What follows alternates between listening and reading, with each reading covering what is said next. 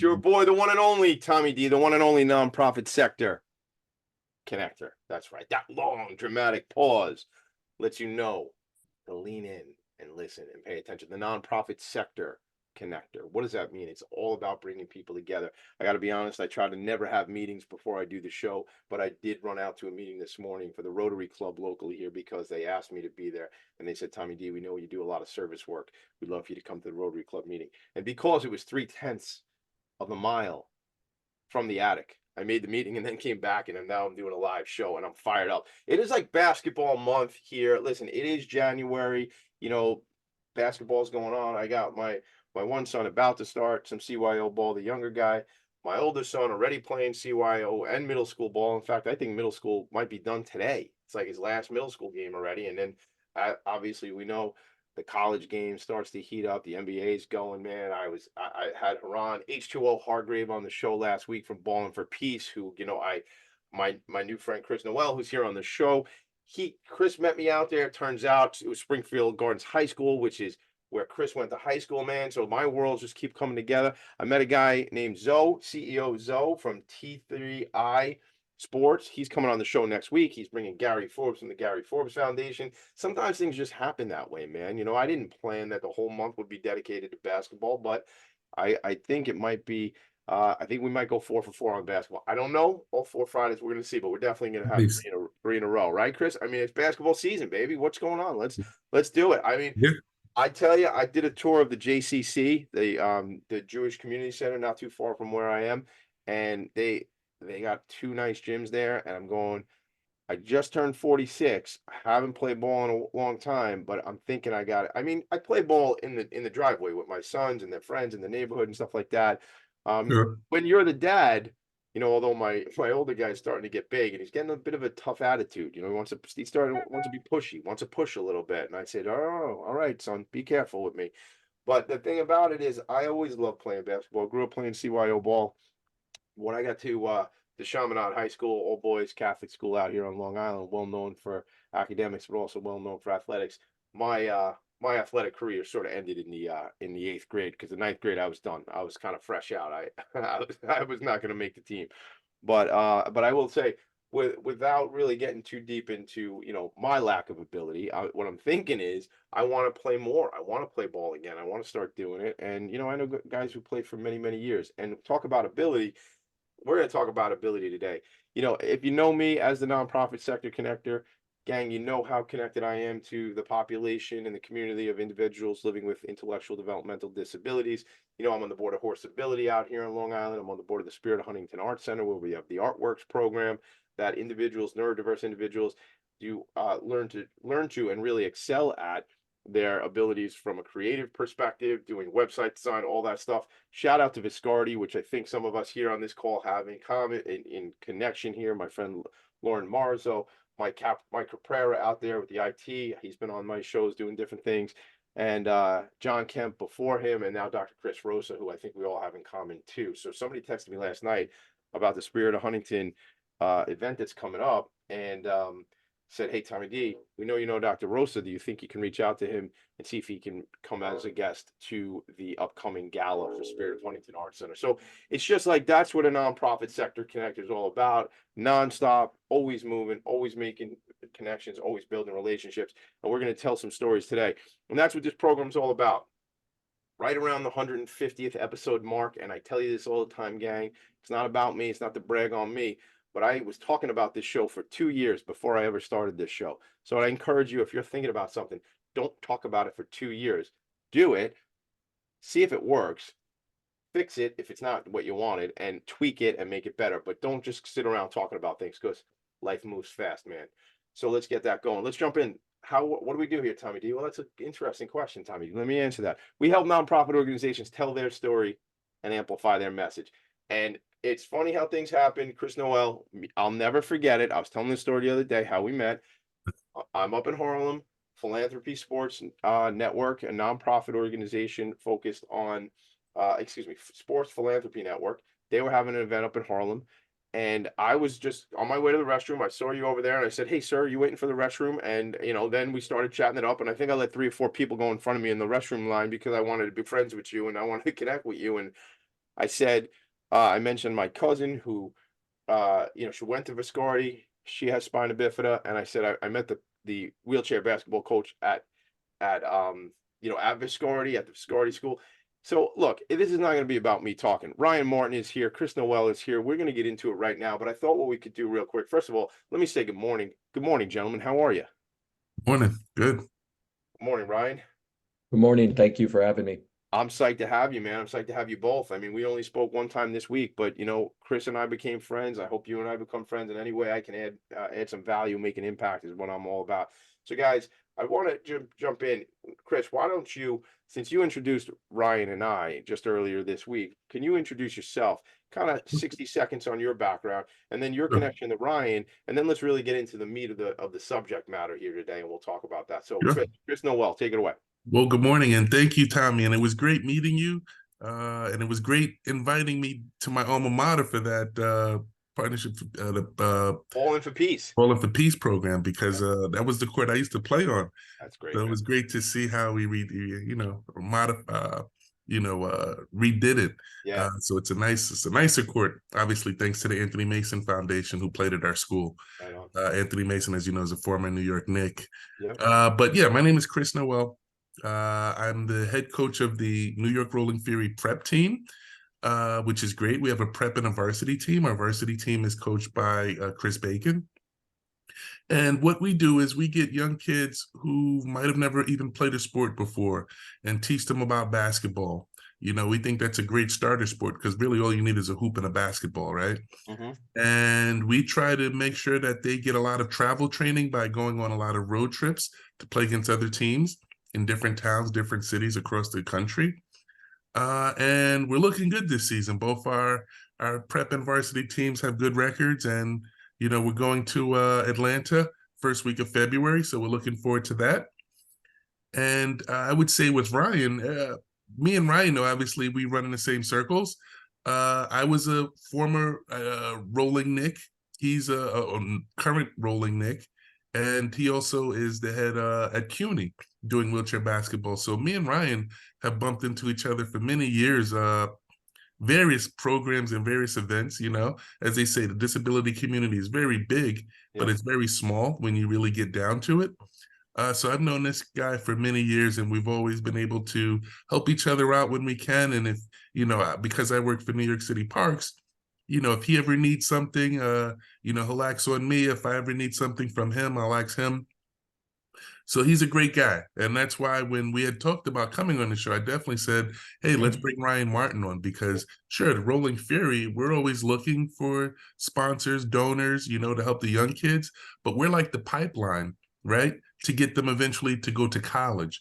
And that's where it comes to Ryan. And obviously they need funding too, just like a lot of college programs out there, especially concerning wheelchair basketball, which might not get the hoopla like, the NCAA team, men teams, right, for stand-up basketball. But wheelchair basketball it's slowly becoming very popular because of social media, because of all of these venues it has to be projected to people. And I think people are picking up on it, as well as a number of other colleges who are saying, hey, let's start a D1 program. Let's start a D2 program. Let's start a D3. Anything to get wheelchair basketball that makes the university look good. Yep. So Yeah. I'm great to be part of the pipeline that eventually leads kids to college. And I'm sure Coach Bacon is as well. I love that. And we're going to talk a lot about that word pipeline. You brought it up right before we got started here today. And I love that because I could see it visually. I see, these young people getting their skills set up, getting their game on. And then not just, hey, I'm going to do this as, it's a fun thing to do. It's something I can do to stay healthy, stay, get some energy going and have a good time. No, not only that, because Chris, you and I have been talking about this. There's scholarship dollars out there, man. There's money to just like other sports, that are in the NCAA world, that are in the college world. So Ryan Martin, if you could, can you pick it up from there and let me know a little bit about kind of your vision, your background, and then we're going to jump in, tell stories, and ask questions and things like that. Yeah, sure. Thank you for joining me, and Chris, or thank you for having me, excuse me, and Chris, thank you for the invite to jump on with you. This is a cool opportunity. So currently I'm the director for CUNY's Inclusive and Adaptive sports program. We are in year 3 of the program, and we're one of a handful of universities across the country that have adaptive sports programs. Just from a collegiate perspective, there is the NCAA, which is the governing body for able-bodied sports, does not recognize adaptive sports, right? So the landscape is very similar to women's sports pre-Title IX, right? It's a lot of grassroots, a lot of nonprofit work to build it up and find a suitable home for it within the the walls of academia and in various departments, right? So we are in earnest working to provide a more robust program for the critical mass of students with disabilities at CUNY. Which is, depending on which data source I pull from, is several thousand students across the CUNY system with mobility disabilities. And so that generally is our adaptive sports population. And so trying to grow something in the city and provide that opportunity for, student athletes to continue their degree. And, long term, like, we want to have a really competitive program and we want to be up there with the best. But I think ultimately, what really gets me excited is a student using adaptive sports or wheelchair basketball as a vehicle to do something more, right? When I look at the metrics of how we judge our program and what I'm doing from a year-to-year perspective, I look at, what's our graduation rate? What's our GPA? How are these kids transitioning to an employment space? I think the last thing, I want our program to do is really create great adaptive sports athletes, because there is no financial windfall, right? They're all going to need a job. The NCAA adage where they say, all of our athletes are going to be professional in something aside from their sport, right? And I think that holds very true in the adaptive sports realm, as there's very few opportunities to professionalize yourself at that point. And so I'd rather our athletes, be part of that minuscule population within the disabled community that are gainfully employed and able to kind of take care of, their long-term needs and their quality of life. And so I think from a university perspective, yes, we want to be competitive and all of those sort of things, but I judge myself on, are our students meeting those transitional goals from an academic perspective and like long-term from a quality of life? Because I think, Chris and I would both agree, why we would love to just talk about basketball on the podcast. Within the disabled community, there's larger issues that generally don't get brought out to the forefront of, the national conversation as challenges because it stays siloed within the disabled community.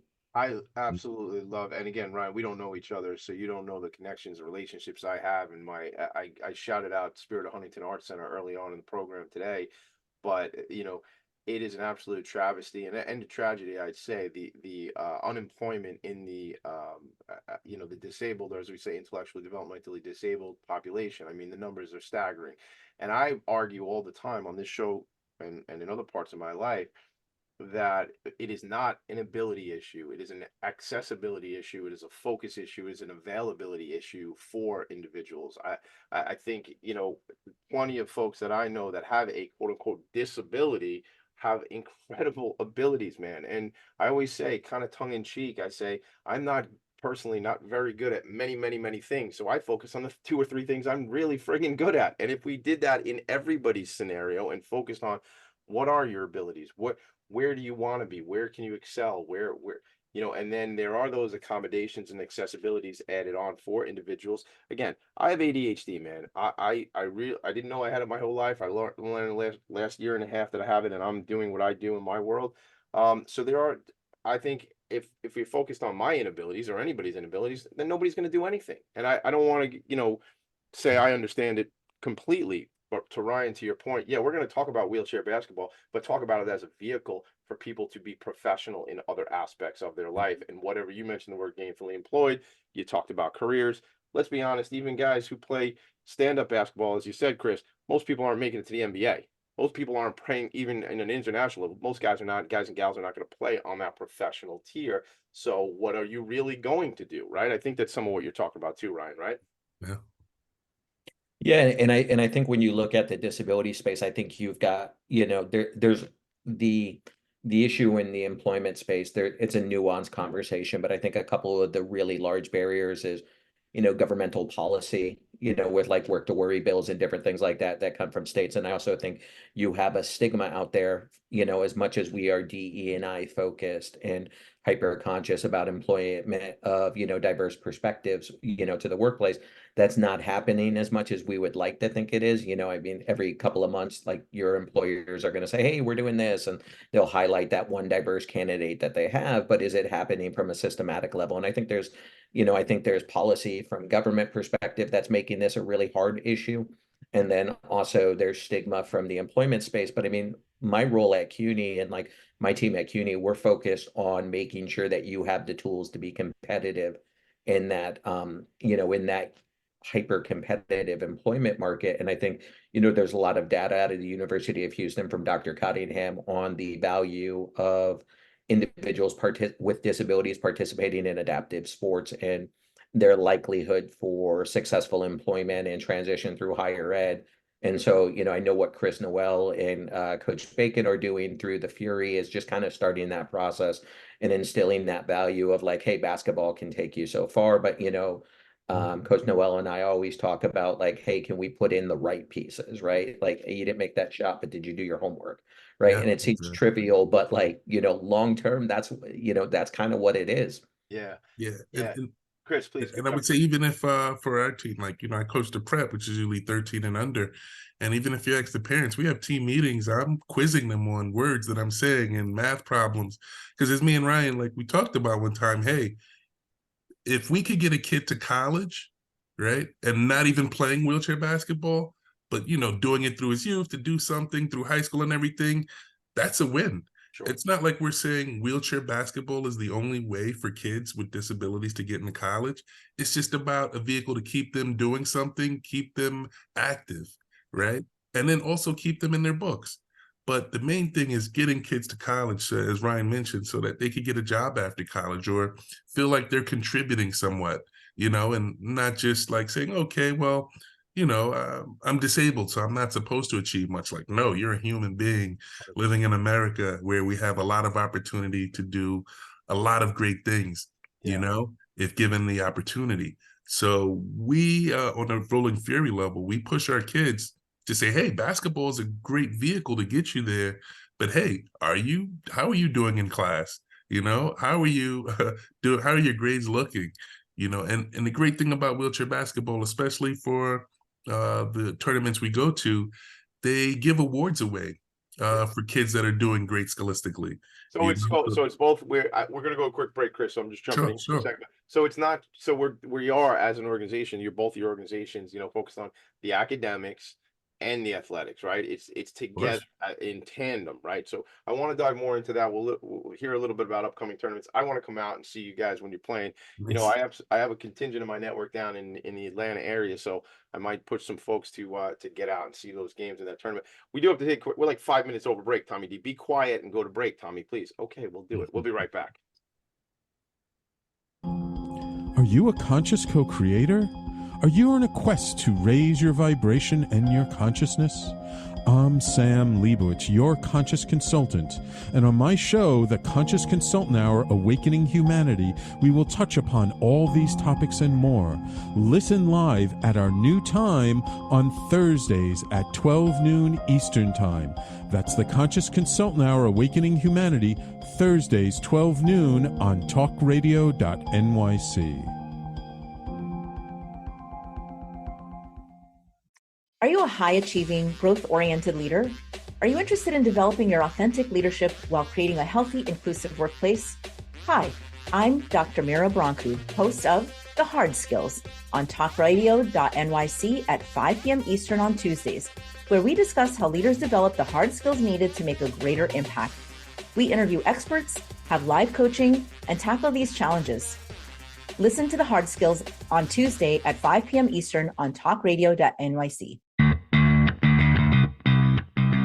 Are you a business owner? Do you want to be a business owner? Do you work with business owners? Hi, I'm Stephen Fry, your small and medium-sized business or SMB guy, and I'm the host of the new show, Always Friday. While I love to have fun on my show, we take those Friday feelings of freedom and clarity to discuss popular topics on the minds of SMBs today. Please join me and my various special guests on Friday at 11 a.m. on talkradio.nyc. Talk Radio NYC. Uplift, educate, empower.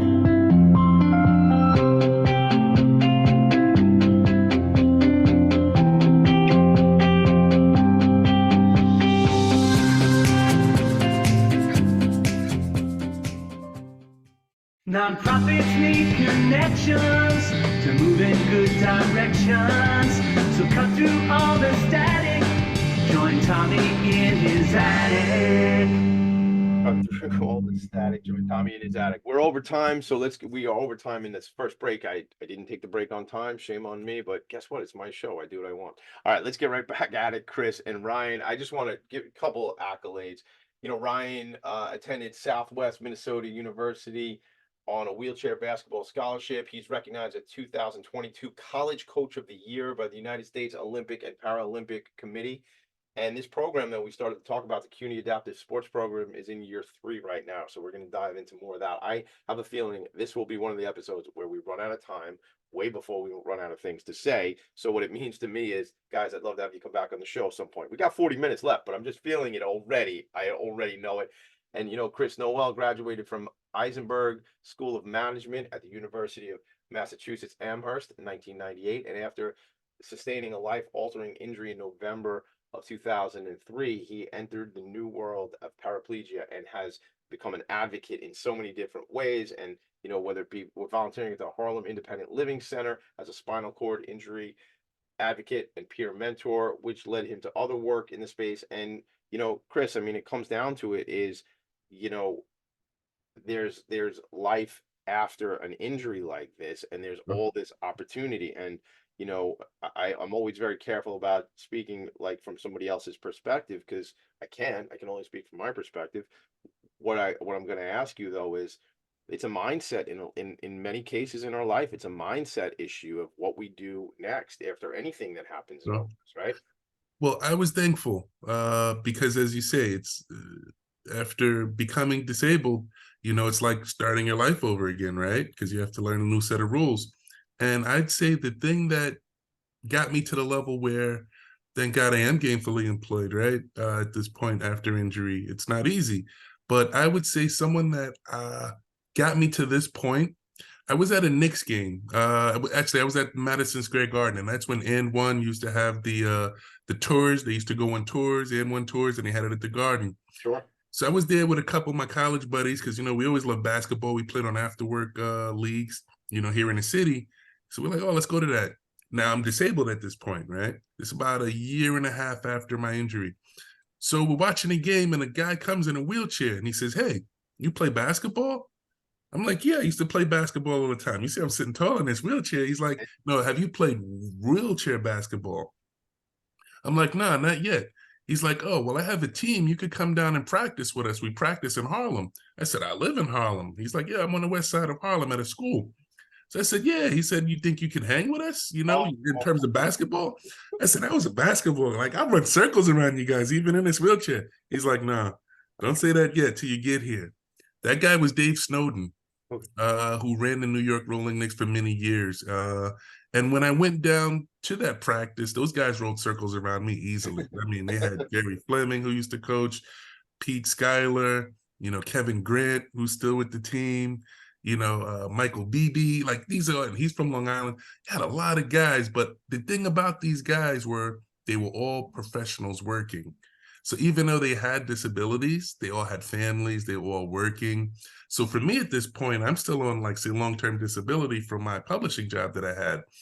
But going to practice every day, seeing them come to practice in their cars, and then going home to their families and everything, and I'm taking like a paratransit there and back, and I'm like, wow, I feel like real, like, I need to learn from these guys. Well, it's inspiring though, right? Yes, like maybe going like, what am I doing, man? Like maybe again, I'm not putting words in your mouth, but like, am I feeling bad for myself when I should be like being inspired by these guys who are running around doing real things, or rolling around, I should say, but making it happen, right? Like perception is reality, right? They're getting it done, right? Exactly. My first tournament was to Vegas. They're like, hey, Chris, so you've been practicing with us. You're ready to go on your first road trip. We got a jersey for you. Want to come with us? Wow. I'm like, yeah, where's the road trip? He's like, Vegas. Now, before, when I was in publishing, I'm flying all around the country because I was doing advertising sales with a publishing company. So flying was nothing. that trip alone, just in terms of, we talk about, travel training for kids with disabilities, even for adults with disabilities, learning how to have to transfer to an aisle chair to get to your seat in the plane, knowing how to rent a car, right? Knowing when you get to the hotel to make sure you're reserving a room that's accessible, etc. Yeah. That was a learning experience. And I till this day, and I saw him a couple tournaments ago when we were in Charlotte, I saw Dave Snowden and I thanked him again. I was like, man, you don't know about it. When you offered me that chance to come practice with you guys, what that did for my life, because I learned from guys that were doing it. So Ryan, I want to get you right back in this too. I mean, that to me, that sounds like, Chris, that's life-changing stuff. And that sounds what from knowing you only a little bit, but that's like what you're trying to do for these young people as well. Of course. Right? Yes. Yeah. Ryan, I mean, did you guys meet through the New York Rolling Knicks, or you and Chris, like, tell me about that, like how you guys originally connected? That's a great question, Tommy. I'm not exactly sure, like the moment we met. I think Chris said it at the jump here, like the disabled community is kind of a I don't want to say a closed community, but like, the people who are doing good things in the space, and you tend to kind of rely on each other, especially in New York City with a lot of barriers to, providing access to sport for individuals with disabilities. I think I think if Chris and I compared notes of who we go to for, said resources, it would probably be pretty similar. He works for Parks and me working for the university. Yeah. And so I think I think both of us are really, from our perspective, trying to tackle the issue of, access with the hope of providing that sport opportunity to, greater opportunities for this specific population. Yeah. Yeah. I want to understand, look, it was just this is a bit of a joke. When I was talking to the wheelchair basketball coach one day at Viscardi, and he told me to come through and play one day. This hasn't happened yet. This is a few years ago. And he goes, Tommy, we're not playing here. And we're playing ball, but we're not playing here. And, there's these games that, especially at the adult level, I mean, these are men playing basketball. This is not a goof here, right? It's not a showcase, guys, right? No.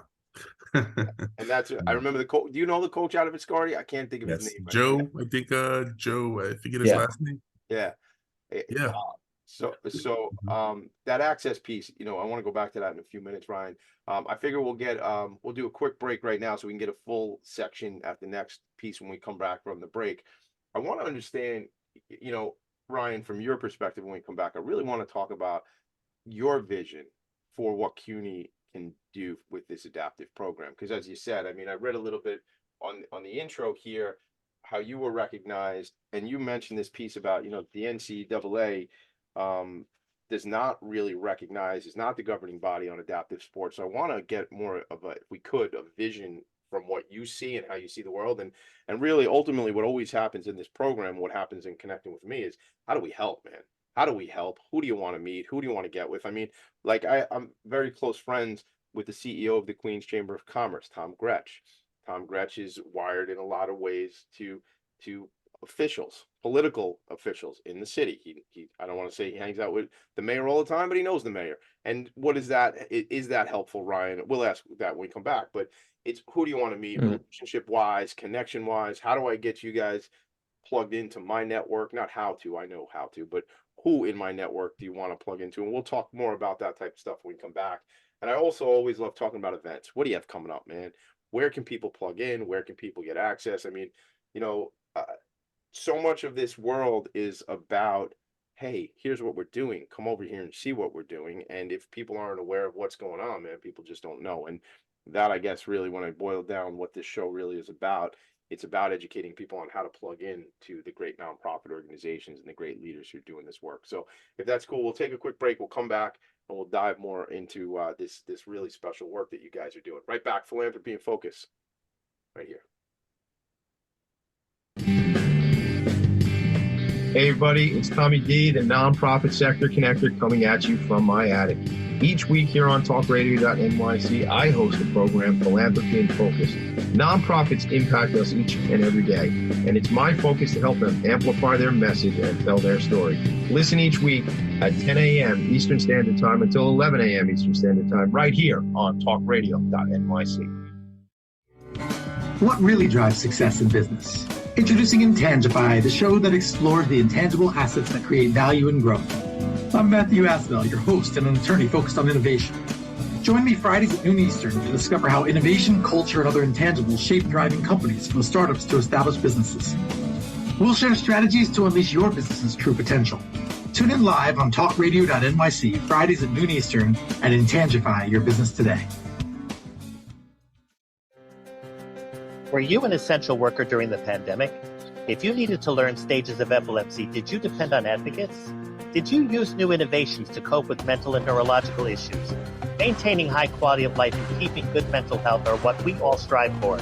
I'm Frank R. Harrison, host of Frank About Health, and each week top healthcare influencers, professionals, and innovators answer these questions and more. Stay tuned on Thursdays at 5 p.m. on talkradio.nyc, and I will continue to be frank about health with all of you. You're listening to Talk Radio NYC at www.talkradio.nyc. Now broadcasting 24 hours a day.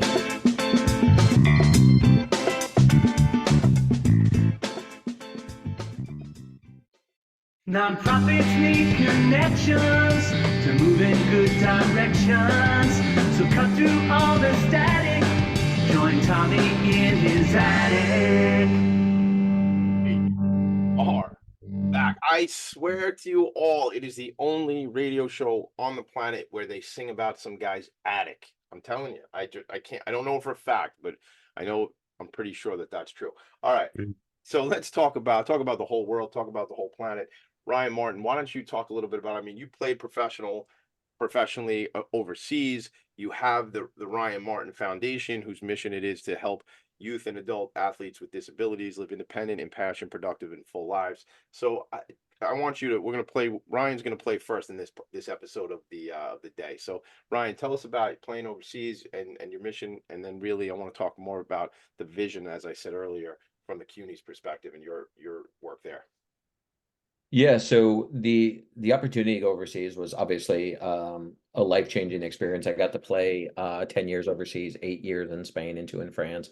And it's very much kind of the basketball journey was probably very similar to women's basketball prior to having the WNBA, where the only opportunity to play professionally was overseas. And so that's it's a great experience to see how they embrace adaptive sports.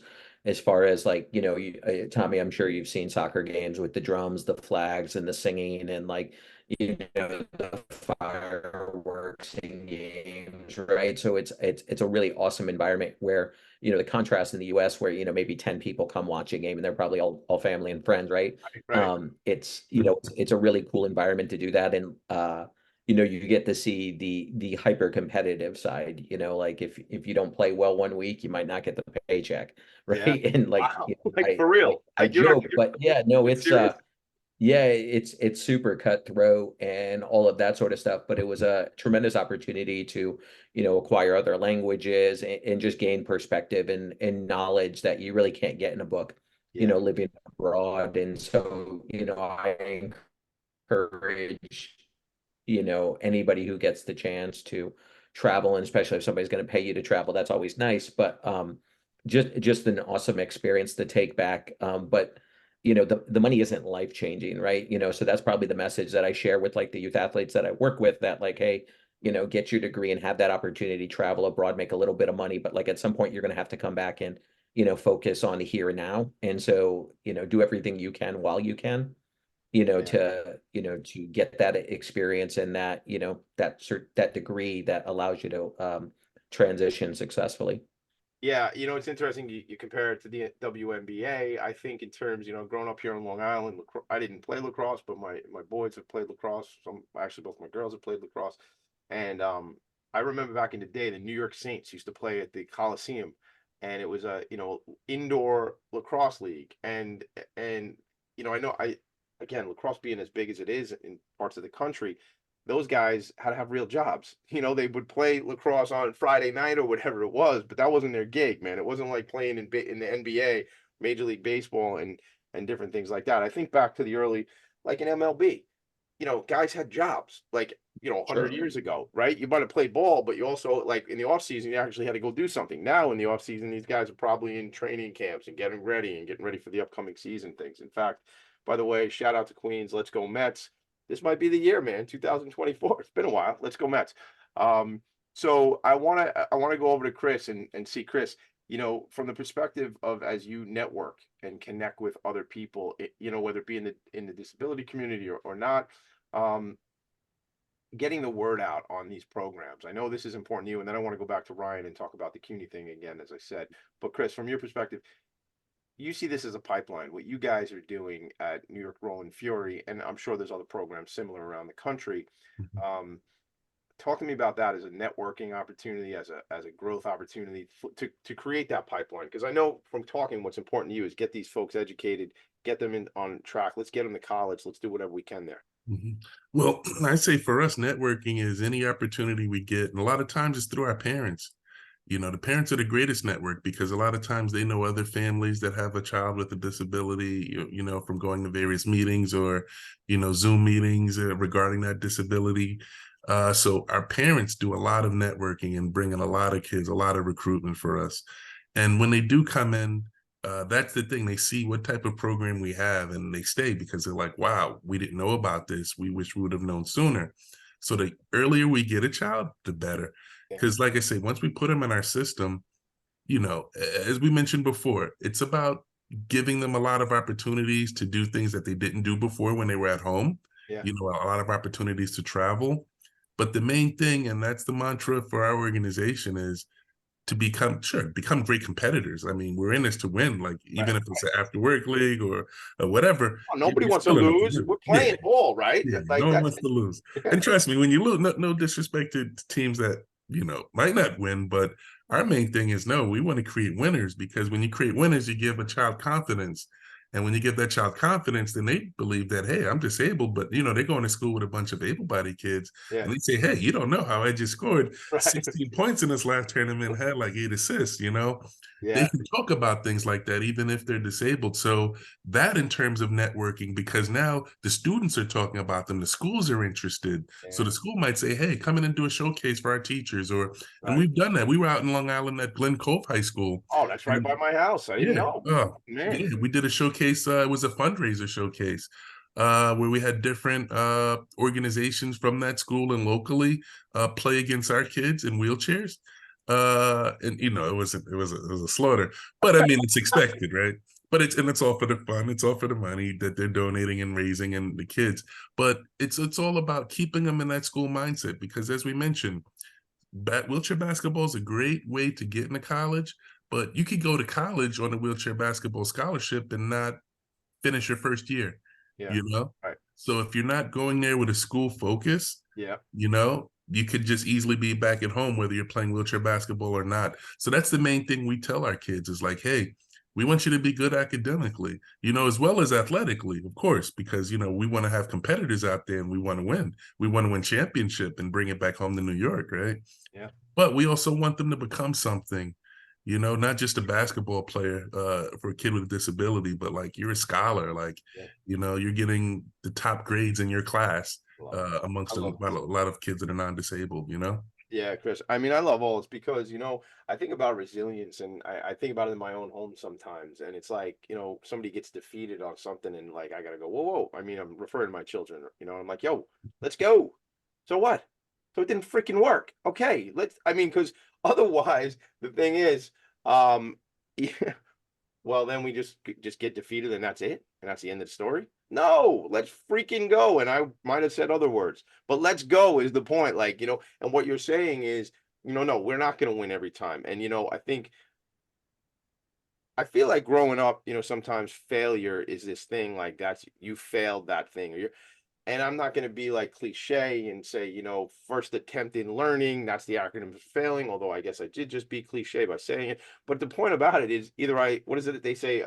Either I lose or I learn, right? Like I lost or the point is like life is going to smack you around upside and down, left and right. It's like, what are you going to freaking do? Like, what are you going to do now? And the point is, if somebody is playing wheelchair basketball and the team gets beat, Well, now what do we do next, guys? Well, we elevate, right? We work harder, we practice. Here's where we lost you. That guy beat you over here, whatever it is. Well, guess what? That's just a lesson in life. Yeah, it's about the game, it's about the sport, but it's also about what's going to happen when you don't get the interview, you don't get the job, you don't get the account if you're a sales professional, whether you're able-bodied, disabled. The point is, if you didn't win the business, well, what are we going to do differently next time? That's life. That's the whole thing. That's 80 years in a nutshell, is like, things are going to be difficult. You're going to have to decide if you want to overcome them. You move on.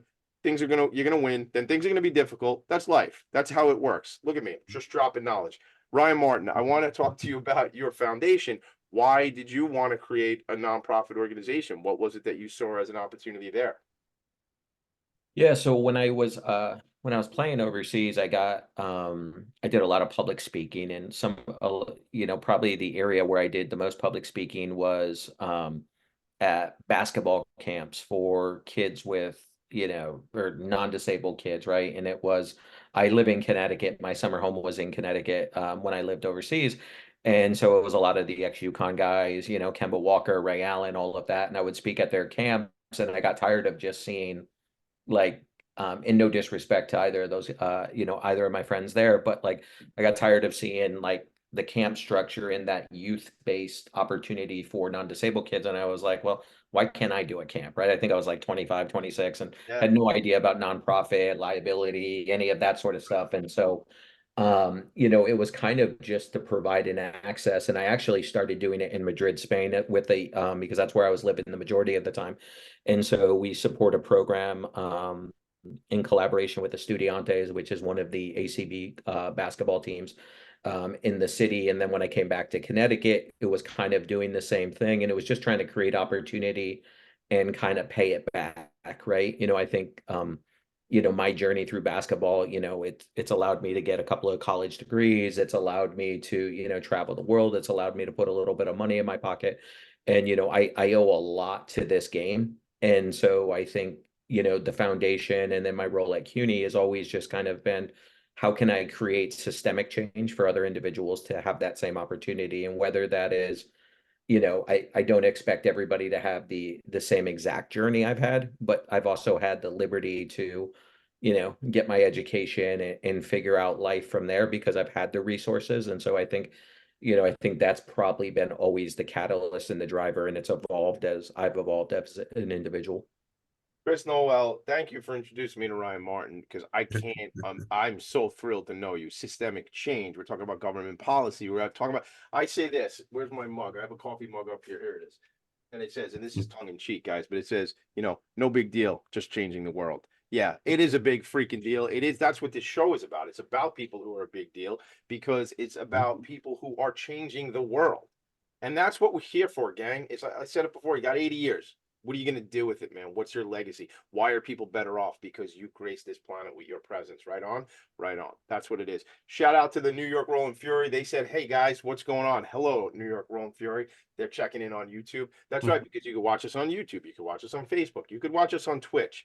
Now, look, I don't know much about Twitch, but I know both my sons are into Fortnite, and they're playing Fortnite like crazy. As I understand it, there's a guy, I think he's called Ninja, who makes like $1 million a month playing video games. So whether you're going to play wheelchair basketball, whether you're going to play video games, look, figure out what you're passionate about and go freaking do that and try it out. And, it's just funny. I remember growing up and my parents, and I think guys were in a similar generation, and we're like, what are you doing playing video games all the time? Well, you can't say that all anymore when a guy's making $1 million a month playing video games. Anyway, we're on Twitch, we're on LinkedIn, we're on Facebook. I can be reached at TommyD.NYC on Instagram or at email TommyD@Philanthropy and Phocus PHOCUS.com. All right, in a minute or two, we'll take a break. And then, guys, what I want to do, though, is I usually say leave it on the field, but that's not appropriate today. So I want to leave it on the court. I want to leave everything on the court today before we leave. I want to leave it all out there. Ryan Martin, Chris Noel, whatever it is when we come back from a break that you want to say that we got to let people know. Obviously, we're going to tell them where to go, where to check out your organizations, how to plug in, how to support in upcoming events. But I want to make sure when we come back that we hit it hard and we leave everything out there. And then I promise you, if you ever want to come back, you're always welcome back. We could do the show again, because what I see you doing when you talk about systemic change, and Ryan, you mentioned earlier, you talked about diversity, equity, inclusion. I always feel if we don't, the thing about diversity, equity, inclusion, which I think in experience that I have in the world, sometimes we forget about people with different abilities, and it's not a focus. So we have the New York City Imagine Awards and the Long Island Imagine Awards, and there's a category there: diversity, equity, inclusion, and accessibility. And I took a class at the Institute for Nonprofit Practice, and it's diversity, equity, inclusion, and belonging is thrown in there. So there's a lot, and to me, it's about connecting with people. It's about love, compassion, and that relationship with people for us to find out what people need, meet them where they are, and give them what they need. But that's that stuff, that's systemic change stuff. I mean, Ryan, we could talk 3 hours on just how you're working that and implementing that, and maybe one day we'll all come back and do that. So at this point, we are gonna go to a quick break right now. When we come back, I just want to, as I say, leave it on the court, guys. So think about it while we're away, and then we've got about 9 or 10 minutes to finish off the show. All right, this is Philanthropy in Focus. We will be right back. Are you a high-achieving, growth-oriented leader? Are you interested in developing your authentic leadership while creating a healthy, inclusive workplace? Hi, I'm Dr. Mira Brancu, host of The Hard Skills on talkradio.nyc at 5 p.m. Eastern on Tuesdays, where we discuss how leaders develop the hard skills needed to make a greater impact. We interview experts, have live coaching, and tackle these challenges. Listen to The Hard Skills on Tuesday at 5 p.m. Eastern on talkradio.nyc. Hey everybody, it's Tommy D, the nonprofit sector connector, coming at you from my attic. Each week here on talkradio.nyc, I host the program Philanthropy in Focus. Nonprofits impact us each and every day, and it's my focus to help them amplify their message and tell their story. Listen each week at 10 a.m. Eastern Standard Time until 11 a.m. Eastern Standard Time, right here on talkradio.nyc. Are you a business owner? Do you want to be a business owner? Do you work with business owners? Hi, I'm Stephen Fry, your small and medium-sized business or SMB guy, and I'm the host of the new show, Always Friday. While I love to have fun on my show, we take those Friday feelings of freedom and clarity to discuss popular topics on the minds of SMBs today. Please join me and my various special guests on Friday at 11 a.m. on talkradio.nyc. You're listening to Talk Radio NYC at www.talkradio.nyc. Now broadcasting 24 hours a day.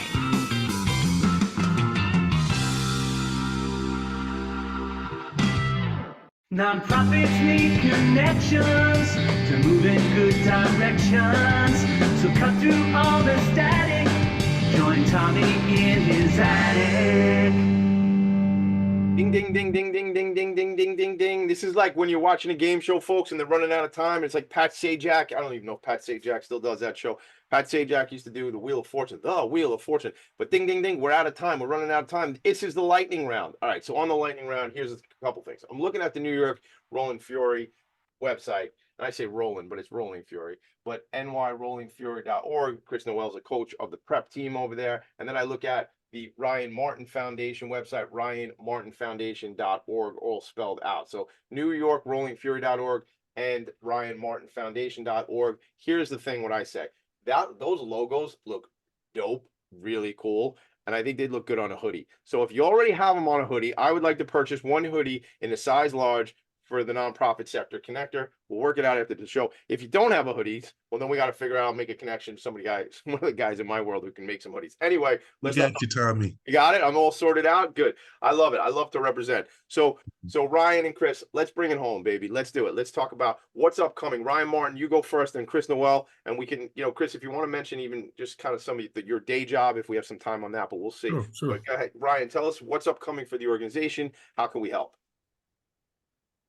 Yeah, so both of the programs that I kind of oversee, the nonprofit and then my university program, are in the midst of the basketball season, right? So we're traveling, predominantly pretty much nationally at this point to finish out the season. And then in the summer months, we kind of do, the golf tournament thing, and then the summer camps and all of that sort of stuff. So like we're kind of in the throes for that. I would say, probably we do the best job on Instagram of like updating different opportunities to get involved. And there's always the donate button, if Yeah. people feel so inclined, and different things like that. But just to wrap it up, I appreciate the opportunity to talk about, kind of what I think is my life's work, and, the passion that I have in this space to kind of give other people some of this opportunity, and, try to be a voice for the disabled community, and bringing some of the challenges that are very real challenges within the disabled community, out into the mainstream. I think a lot of times, when we look at, access to adaptive sports or education and different things like that, I think, that struggle and that plight kind of stays within the disabled community, when, as a nation, we need to develop policy and practices, and, kind of create systemic ways to address that, right? And I'll leave with this, Tommy, and I'll let Chris finish. I think, you're going to have people who are listening to this, and they're going to be like, well, that's a disabled community, and like that doesn't impact us, right? But any one of us can be a member of that disabled community overnight. Also if you look at it, 15 to 20%, everybody's touched by disability too. And so I think the importance is to realize that, this is a larger issue that we kind of all need to address: the access piece, the lack of education piece. And, I think efforts to kind of improve things, whether it's in a, micro level or macro level, we just need to be intentional about that, right? And I think a lot of times people talk about that, Yeah. but I think, the intentionality of developing good policy from a government level trickles down to what Parks and Recs and what the university is able to do to kind of support the disabled community. And I think, from a grassroots perspective, I know there's always different organizations around the country that are, struggling to kind of make that work, and from a perspective, you asked earlier, like, hey, how can we help? I think, that happens organically. You put people, in the right place to have the, honest conversation, and, that kind of happens. So I just want to thank you for the opportunity to join you guys on this call. And I love the platform, love the podcast. And yeah, that's my soapbox rant, Tommy. Right on, man. And I just got it. I just pulled up John Kemp, who's a national international disability executive. I knew him through his leadership over at the Viscardi Center, and he's at Lakeshore Foundation out down in Birmingham, I know John. Alabama. You know John, right? I mean, John is like one of the key figures in this space. And I bring up John just because one of the things John said is, not everybody who's disabled was born disabled, which means there's this, and certainly the older people get, the longer we live, different disabilities can affect people. So I think just some of what you were just saying right there, Ryan, reminded me of that commentary from John. And John, I miss you, by the way. If you're listening, I'm going to send you this so you hear it. Chris, I want to hear from you again, and then we'll bring the show to a close. And you know what though? Here's what I want to say: nothing is an accident, world. Things happen for a reason. I needed to go use the restroom at the exact moment my friend Chris Noel was about to leave the venue that we were at together, and he was right by the front door. And if that didn't happen, this doesn't happen. So peripherals wide, always be open to networking, always be open to relationships. You never know where these things are going to go. Back to my friend Chris Noel. Yes, sir. Yes, sir. Home, baby. Yeah, and to follow up what you were saying, you got to think about it. I got injured at age 28, right?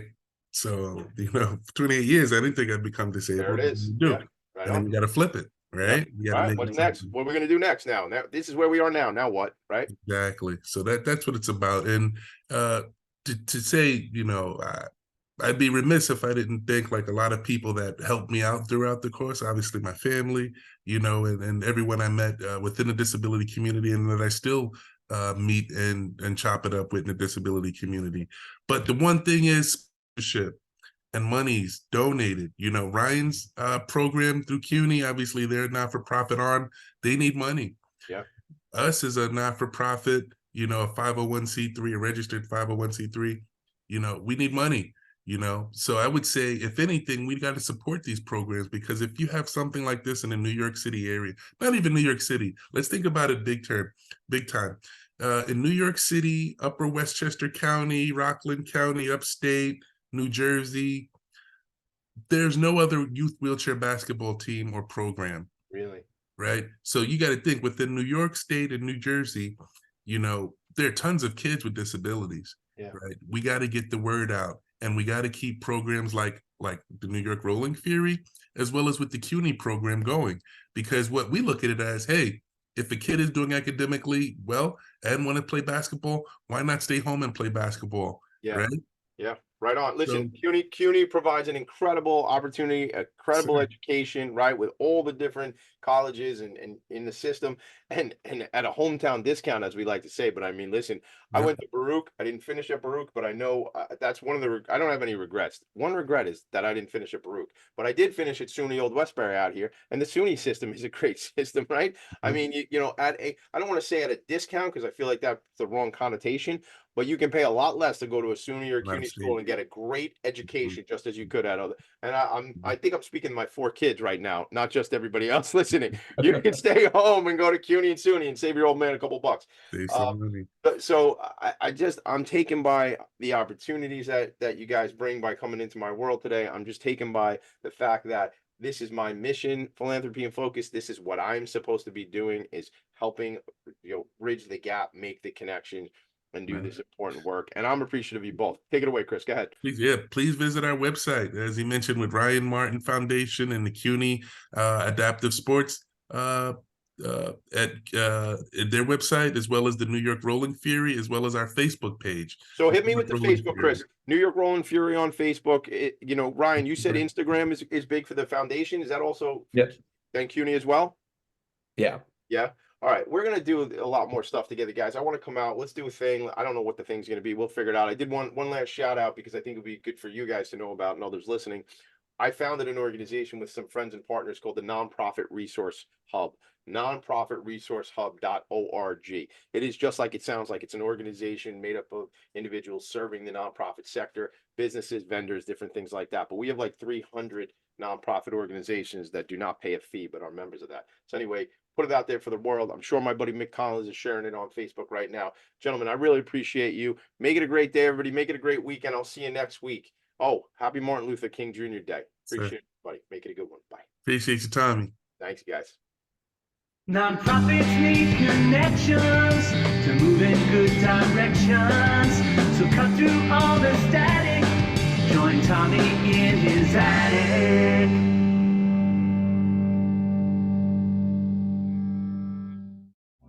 You're listening to Talk Radio NYC.